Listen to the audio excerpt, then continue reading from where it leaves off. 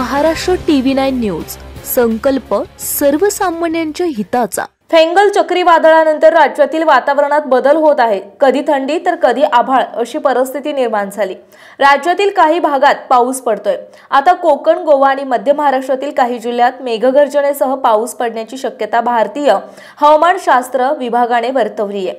त्यामुळे पुढील 3 दिवस राज्यावर पावसाचे सावट असून काही जिल्ह्यांना येलो अलर्ट देण्यात आलाय.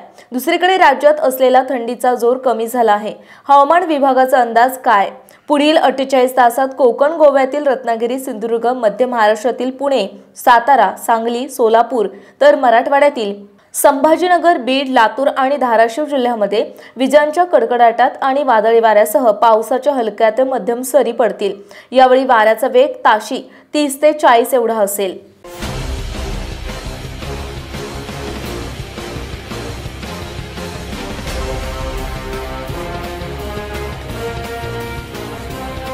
Maharashtra TV9 news. संकल्प सर्वसामान्यांच्या हिताचा.